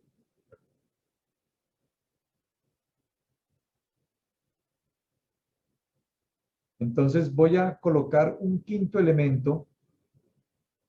Aparece la propiedad, planta y equipo. Y para ustedes, ese concepto general de propiedad, planta y equipo, ¿a qué les trae a la cabeza? ¿Qué imagen o qué concepto les trae a la cabeza? Se refiere a lo que son los locales. Equipos de cómputo. Máquinas, equipos de cómputo, ¿qué más? La reproducción donde hacen las máquinas donde se hace la producción, sí, la fábrica, producción. El terreno, las oficinas, los puntos de venta, siempre transporte, y cuando, vehículos, todo. Los vehículos, siempre y cuando esos sean propiedad de la empresa. ¿Ok?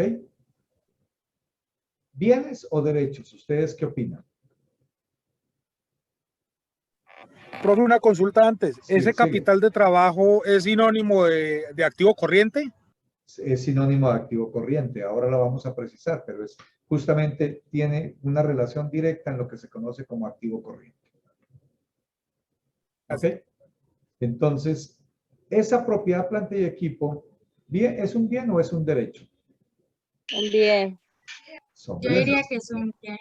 Los carros los puedo identificar, los puedo tocar y representan el valor que físicamente están ahí. Las casas, los terrenos, las máquinas, ¿cierto? Son bienes. ¿Cuál será la diferencia entre estos bienes que están aquí y estos bienes que están acá? En inventario y en propiedad, planta y equipo. Si los dos son Profe, bienes, sí. ¿cuál será Pues la diferencia? desde ¿No? allí sale todo. Yo digo que desde la planta de la maquinaria, allí sale todo, porque desde allí salen los inventarios, los deudores, De aquí todo. salen los zapatos que voy a vender. Sí, Al vender señor. los zapatos aparecen los deudores. Al recoger los deudores, tengo el disponible, ¿cierto? Y ese disponible lo puedo volver una inversión mientras esté libre. ¿Sí estamos? Pero entonces, si los inventarios son bienes y la propiedad, planta y equipo son bienes, ¿cuál será la diferencia? ¿Los inventarios están destinados a producir una utilidad? Ajá. Es decir, están destinados a ser vendidos, ¿cierto? Para generar la utilidad. Y la propiedad, planta y equipo, que también son bienes,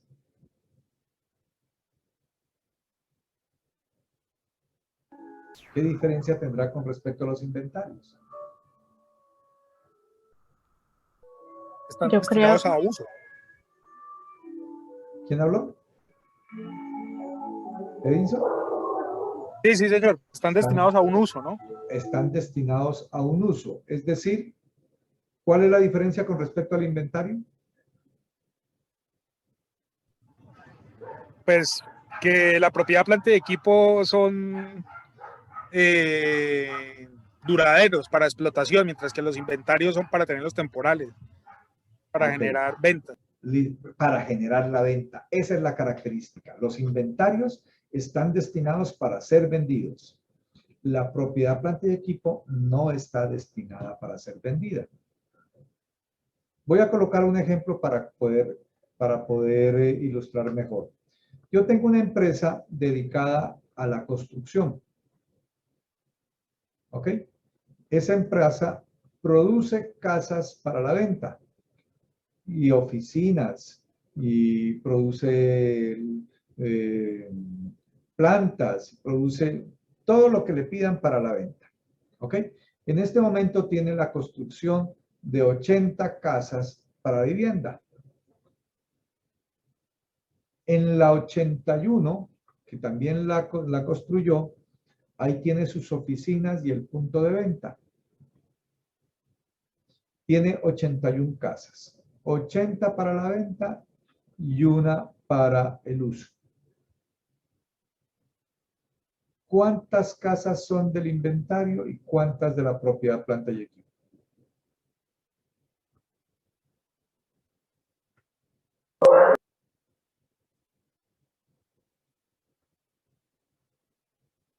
¿Les planteo el ejercicio?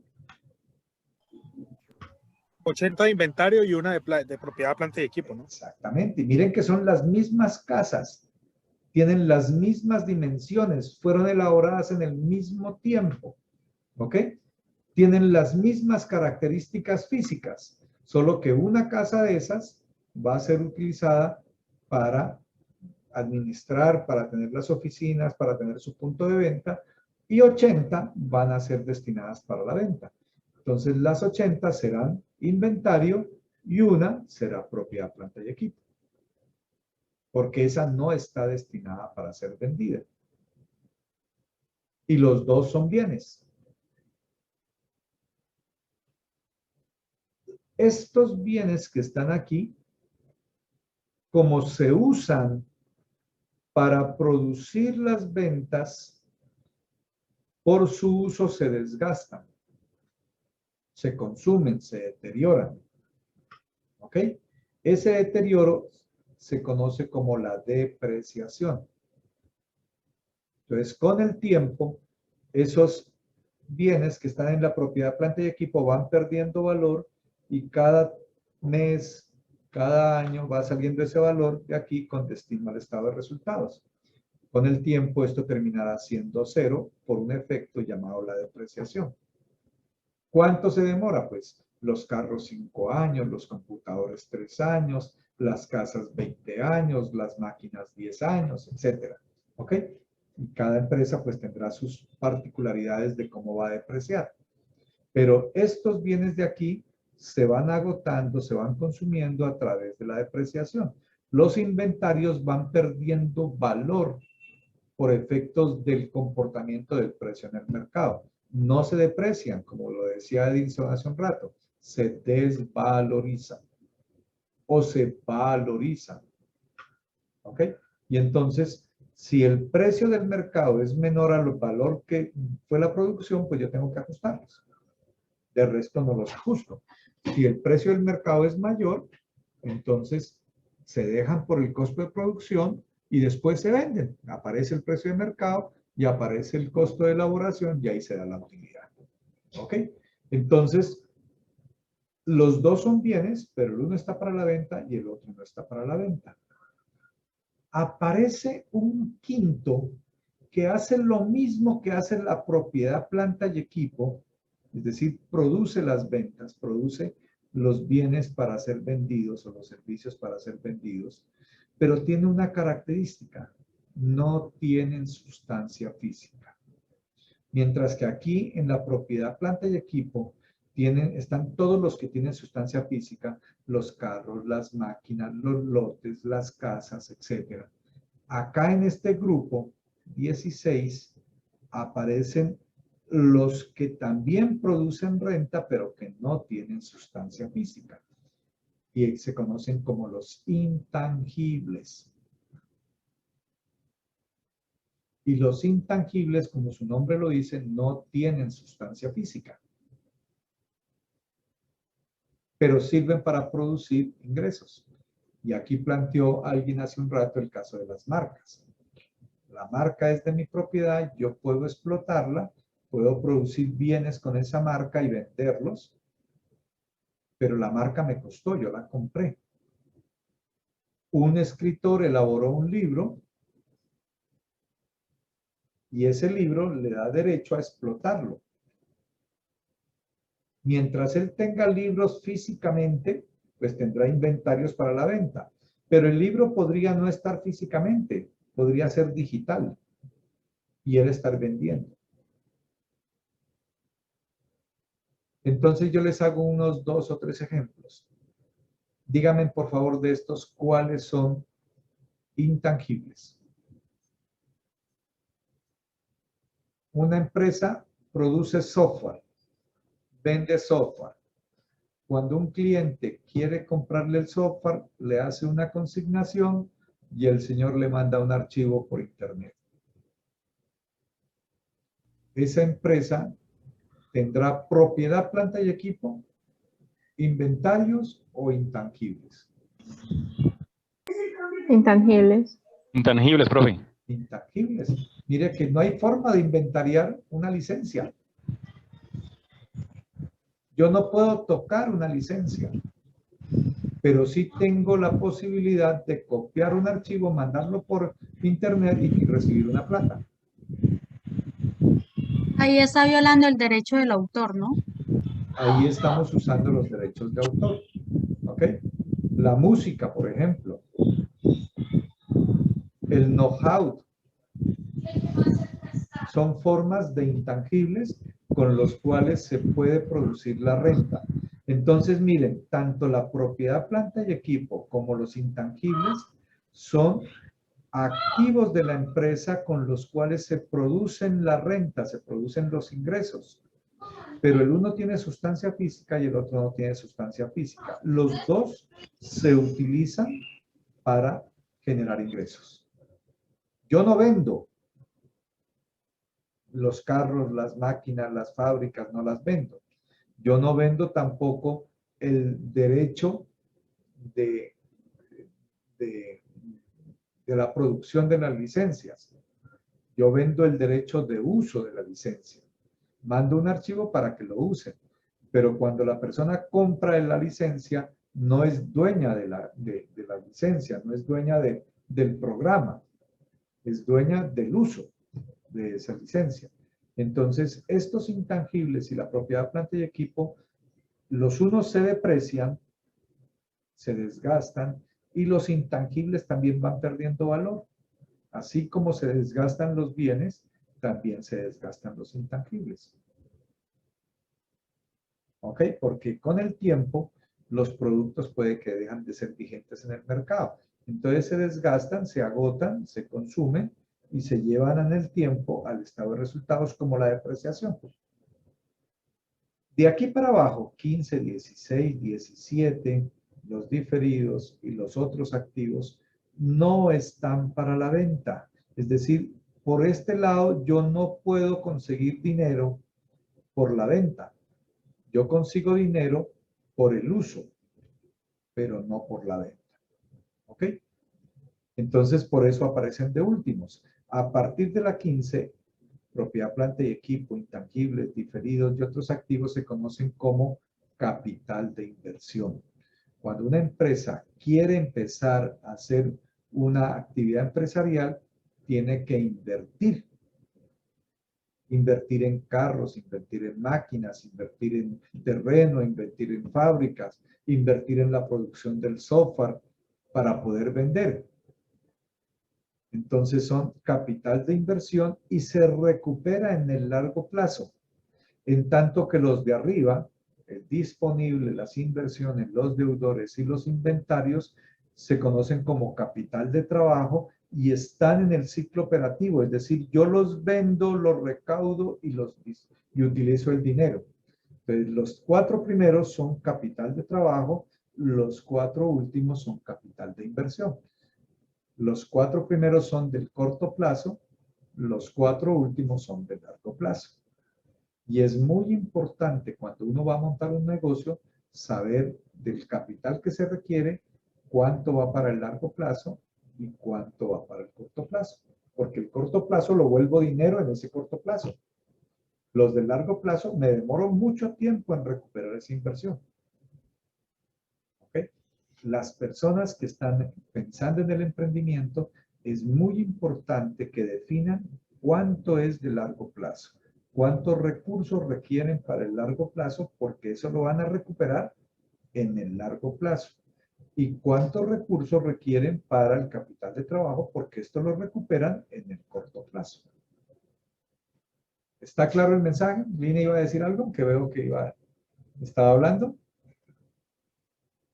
¿Está claro ese mensaje? Compañeros. Sí, profe. ¿Hay alguna duda con respecto a esa clasificación?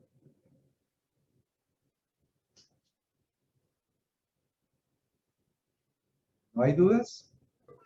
No. Bueno, ¿por qué quise detenerme ahí? En este ejercicio. El balance tiene una ecuación contable donde dice los activos son iguales a la sumatoria de los pasivos más la sumatoria del patrimonio. Entonces voy a hablar no con ese igual nivel de detalle, porque los pasivos y el patrimonio terminan de alguna manera siendo deuda. ¿Cómo adquirir los activos? Lo adquirí de 2 maneras. O se lo debo a los terceros, es decir, los pasivos, es deuda para con terceros, o se lo debo a los socios. Cuando una empresa se va a acabar, todos estos activos hay que venderlos, los que se pueden vender. ¿Ok? Los intangibles no los puedo vender, algunos, muy poquitos los puedo vender. Los derechos, las licencias, las marcas las puedo vender, pero otras cosas no. Los diferidos, otros activos de pronto no los puedo vender. ¿Ok? La propiedad, planta y equipo la puedo vender, pero con el afán de volverlos dinero, de pronto tengo que bajarles el precio para poderlos vender activos, para volverlos efectivos. Entonces yo los vuelvo efectivo cuando voy a acabar la empresa, todo esto lo vuelvo efectivo y con ese efectivo pago las deudas. Y después de pagar las deudas, si quedó plática, le devuelvo la plata a los socios. ¿Ok? Entonces los activos se financian de dos maneras. O se financian debiéndole a los terceros, que es endeudamiento, o se financian debiéndole a los socios. Por eso los activos son iguales a los pasivos más el patrimonio. ¿Sí estamos? Todos estos activos han sido financiados o con plata de terceros o con plata de los socios. Y eso es muy importante, porque mientras los activos los clasifico y los organizo en quienes se vuelven dinero más rápido, los pasivos y el patrimonio no tienen ese mismo nivel de clasificación. Aquí aparece uno de primero, otro de segundo, otro de tercero, pero no es porque yo le pague primero a este y luego al otro. Todos piden lo mismo. ¿Qué me piden estos para pagarles las deudas? ¿Con qué pago las deudas?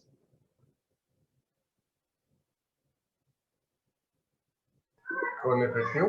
Con dinero, no tengo otra forma. Estos me piden dinero. Todos, sean los bancos, sean los empleados, sean los proveedores, sea el Estado, sea quien sea, lo único que me dice es págueme. Yo no le puedo pagar con zapatos, no le puedo pagar con llantas de los vehículos, ¿cierto? Alguna que otra vez, por ejemplo, en el caso de la 14, cuando ya no hubo plata, los acreedores dijeron, bueno, pues entonces déjeme un local, yo lo pongo a trabajar. Pero ese no es el deber ser, así no juegan los negocios. Eso ocurre cuando ya la empresa se está acabando, que yo termino pagando con los bienes, con las llantas, con los inventarios, con las puertas, con las ventanas, con los muebles. Eso no es un negocio en marcha. Eso ocurre cuando el negocio está desapareciendo. ¿Okay? Cuando el negocio está en marcha, los terceros piden dinero y los socios piden dinero. ¿Cómo piden dinero los socios? ¿Hubo utilidades? Reparta. Reparta utilidades. Porque si no hay utilidades, yo cojo mi platica y me voy. ¿Ok? Entonces, a los socios, yo les reparto las utilidades en forma de dividendos. Anualmente en la asamblea, los socios definen qué platica de la que se ganaron se llevan para su casa y qué plata se queda de reinversión para el negocio. Entonces, tanto los terceros como los locales, los dueños, piden dinero por la inversión que hicieron. ¿Está claro? Por esa razón, no me detengo a analizar quién está de primero y quién está de último, que todos piden lo mismo. ¿Vamos en ese ejercicio? Cuando voy a analizar estados financieros, aparecen unos elementos que se llaman... perdón, no he hablado del estado de resultados. Hablé del balance, pero no he hablado del estado de resultados. El estado de resultados tiene 4 cuerpos. Los ingresos, que son las ventas. El costo de ventas, que ya lo vimos, el costo de lo vendido, cuánto me costó obtener lo que estoy vendiendo. Los gastos que son necesarios en la venta y en la administración, y por consecuencia tengo la utilidad. A los ingresos le quito los costos y los gastos y llego a la utilidad. Entonces tengo que mirar de la siguiente manera. Los ingresos es el producto de lo vendido, ¿cierto? Es un beneficio económico que logro cuando desarrollo la venta. Pero los ingresos pueden tener una condición. Te hago la pregunta, ¿los ingresos serán dinero disponible ya en la caja? ¿Siempre? Si yo vendí, ¿tengo la plata en la caja ya? No, No, ¿por qué? porque a veces tengo plazos para que me paguen. Porque si yo vendía a crédito, tengo la venta, pero no tengo la plata en la caja. Tengo que esperar a que pase el tiempo. ¿Ok? Los ingresos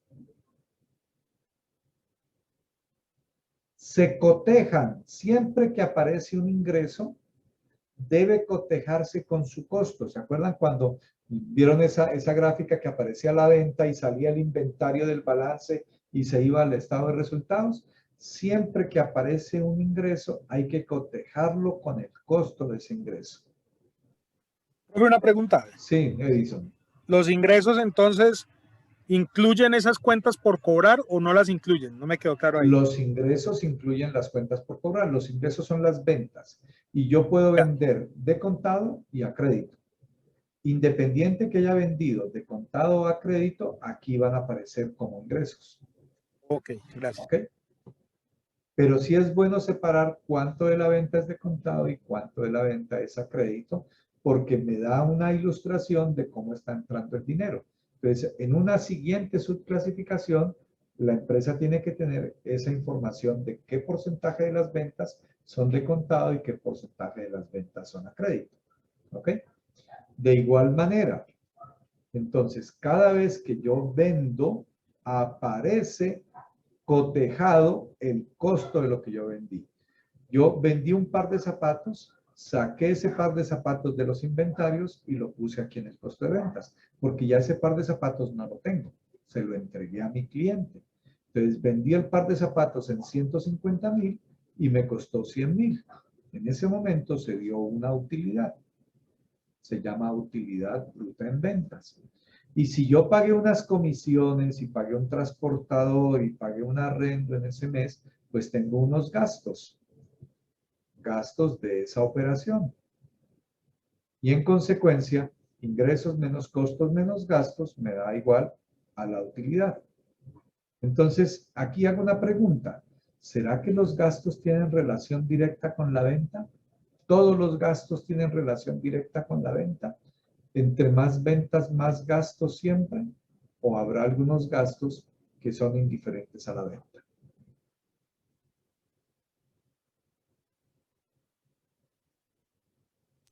Hay unos gastos que son fijos, ¿no? Hay unos gastos que no son fijos. Por ejemplo, el arrendo. Yo vendo, pago el arrendo. No vendo, tengo que pagar el arrendo. ¿Sí estamos? Yo vendo, debo una comisión a los vendedores. No vendo, no debo pagarle comisión a los vendedores. Hay unos gastos que tienen comportamiento fijo, es decir, son indiferentes a la venta, y hay otros gastos que tienen relación directa con la venta. Vendo, tengo gasto. No vendo, no tengo gasto.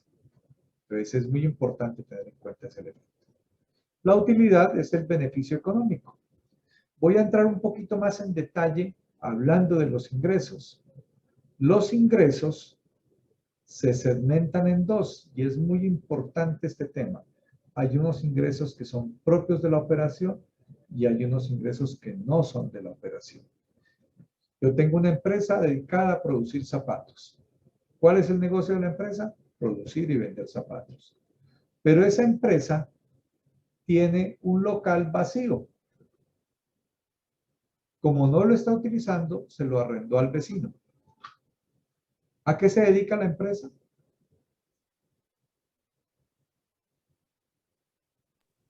Zapatos. A producir zapatos. Todo lo que sea relacionado con la producción y venta de zapatos se conoce como ingresos operacionales. ¿El arrendo del local al vecino tiene relación directa con la producción de zapatos?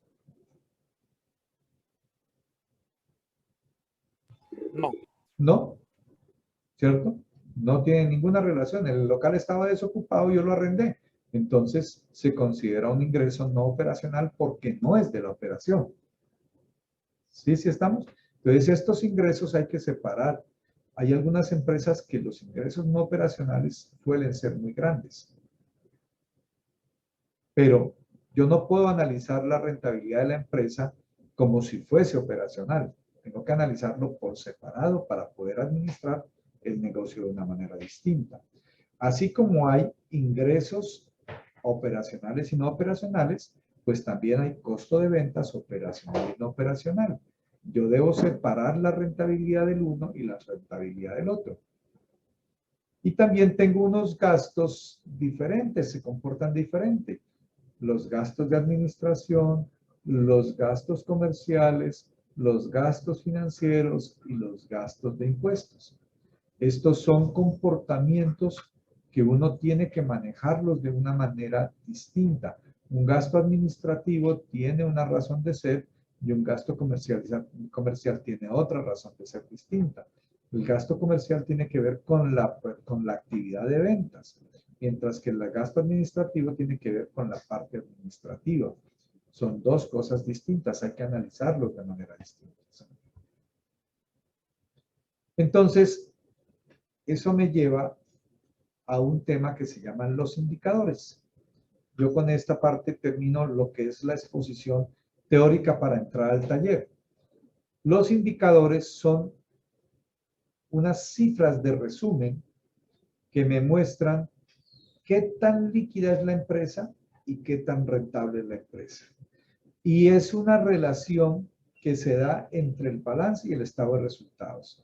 El estado de resultados me dice cuánto gané, pero no me dice cómo estoy cobrando lo que vendí, ni cómo estoy pagando lo que compré. Entonces, el estado de resultados me da una información de la utilidad, pero cómo se comporta eso en el balance es lo que me define la liquidez. Esos dos indicadores, ¿cuál será más importante? ¿El de la liquidez o el de la rentabilidad? ¿Ustedes qué opinan?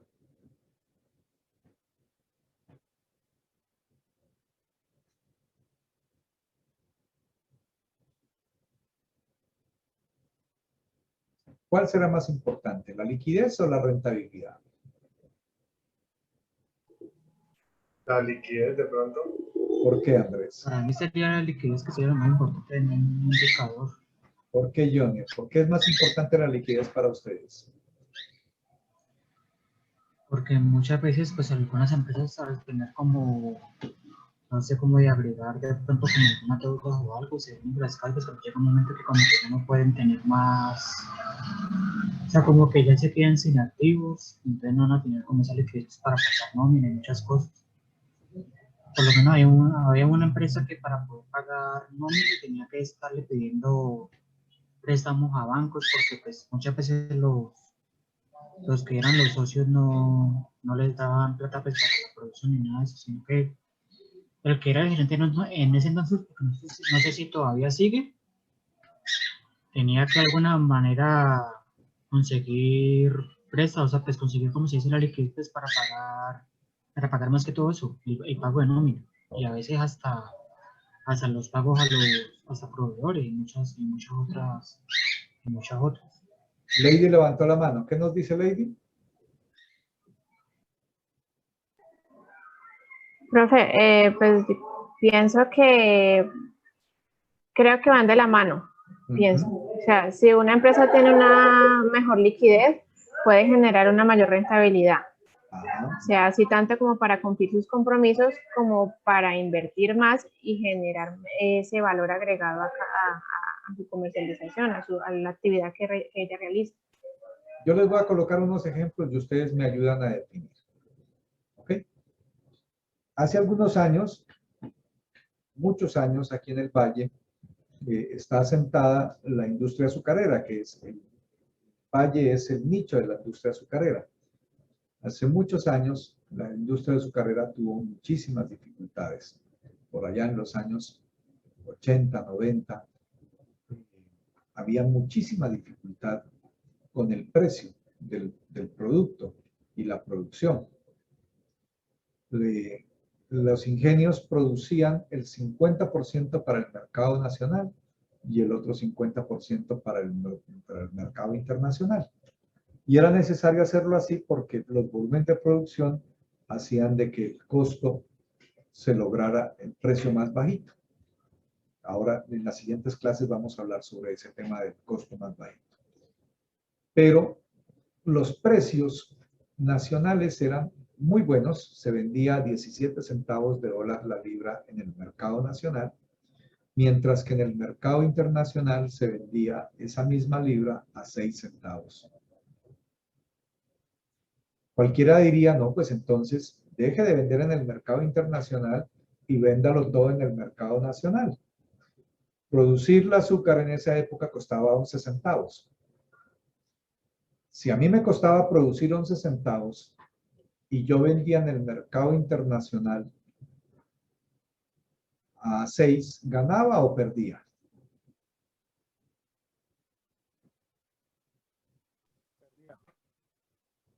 ¿Ustedes qué opinan? Vuelvo y hago la reflexión. Producir una libra de azúcar costaba 11 centavos. Venderlo en el mercado internacional, el precio internacional decía que valía 6 centavos la libra. Al venderlo a 6 centavos, ¿ganaba o perdía plata? Perdía plata, perdía 5 centavos. Y en el mercado nacional se vendía a 17 centavos. Es decir, ¿ganaba o perdía? Ganaba 6 centavos, ¿cierto? Cualquiera diría, no, pues entonces venda en el mercado nacional todo. El único problema es que el mercado nacional consumía localmente el 50% de lo que producían los ingenios. El otro 50% había que exportarlo. ¿Ustedes qué habrían hecho ahí? Si yo exporto el 50% y vendo localmente el 50%, ¿cuánto iba a ganar la empresa por cada libra que produciera? Localmente vendía 17 centavos, me costaba 11, me ganaba 6. Exportarlo, me costaba 11 y vendía a 6, perdía 5. ¿Cuánto estaba ganando la empresa por cada libra que producía? No ganaba. ¿No ganaba? 1 centavo de dólar. 1 centavo de dólar. ¿Cierto? 1 centavo. Porque en el 1 exportaba el 50% y me ganaba. Entonces ganaba de pronto hasta medio centavo. 17 y 11, 6. ¿Ok? Me ganó 1. Y por acá pierdo 6. Entonces estaba ganándome medio centavo por cada producto que producía y vendía. Prácticamente su rentabilidad era 0, ¿cierto? Medio centavo de 17, eso no es nada. Su rentabilidad era muy bajita y en consecuencia, pues, la plata también escaseaba. Llegaba la hora de pagar la nómina y pagar los proveedores y no había llegado la plata. Estaban las bodegas llenas de producto terminado. Y entonces el gerente financiero cogía 2 tractomulas, 3 tractomulas y se iban al mercado de Palmira a venderlo, pero no lo vendía a 17 centavos. Lo vendía a 15 para obtener la liquidez y con eso pagar la nómina y los proveedores. Vendía los productos a 15 y tenía la liquidez, podía pagar. La liquidez se dice que es la capacidad de pago. Como cogía eso y vendía en el mercado local, lograba la liquidez. ¿Qué pasaba inmediatamente con la rentabilidad? Perdía. Perdía porque ya no estaba vendiendo a 17 centavos de dólar promedio, sino que estaba bajando el precio. ¿Ok? Entonces, hacer ese equilibrio entre la rentabilidad y la liquidez es una maroma que tienen que hacer los gerentes financieros todos los días. No pueden inclinarse solamente por la liquidez o no pueden inclinarse necesariamente por la rentabilidad. Porque si busco rentabilidad, puedo perder clientes, puedo perder ventas. puedo perder liquidez a futuro. Si busco liquidez, bajo rentabilidad. Entonces, ese es un equilibrio que tienen que buscar diariamente los gerentes financieros. Esos indicadores son los que me permiten mirar ese equilibrio. La liquidez se mira en el corto plazo, la rentabilidad se mira en el largo plazo. Y esos son los indicadores que vamos a mirar a partir de este momento de descanso con un taller que vamos a hacer. ¿Ok? Entonces, vamos a irnos a descansar 10 minutos, 15 minutos. Mientras tanto, vamos a hacer lo siguiente. De los que están aquí, ¿quién tiene más habilidad en el manejo del Excel de los que están? ¿Quiénes tienen un poco más de habilidad? Levanten la mano los que sientan que tienen un poco más de habilidad en el Excel. José Andrés dice que tiene habilidad. ¿Quién más?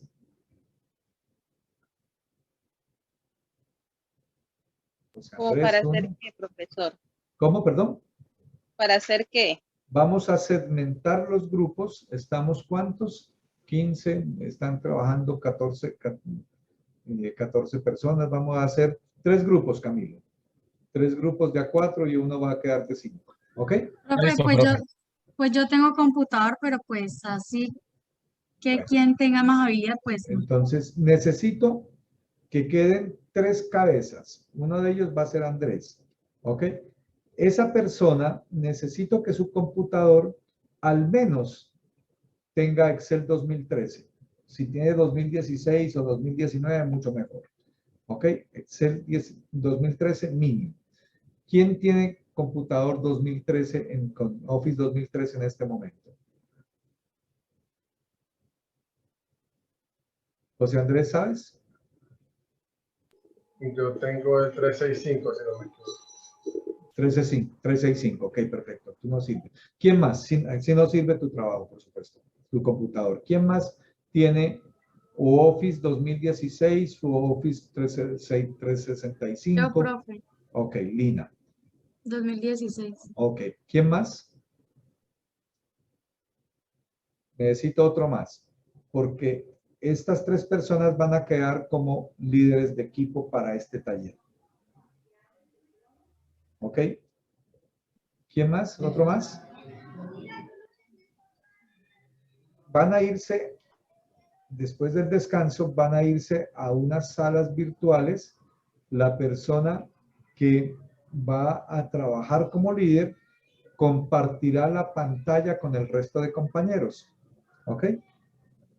Y harán el taller. Previamente yo les explicaré en qué consiste el taller, cómo leemos la información y ustedes entrarán allá a hacer unos análisis con un poquito más de detalle. Pero sí necesito otra persona que tenga un computador con Office 2013, 2016 o Office 365. ¿Nadie más? Yo, profesor. ¿Quién es yo? Andrés Rojas. Ok. Entonces, Andrés Rojas, José Andrés y Lina. Para que lo tengas pendiente, Camilo. ¿Ok? Sobre ellos hacemos los 3 grupos y mandamos, y mandamos posteriormente el archivo. Van a descansar 10 minuticos, máximo 15 minutos. Volvemos, les explico en qué consiste el taller y después los mandamos a trabajar en las salas. ¿Ok? Y luego volvemos a la clase.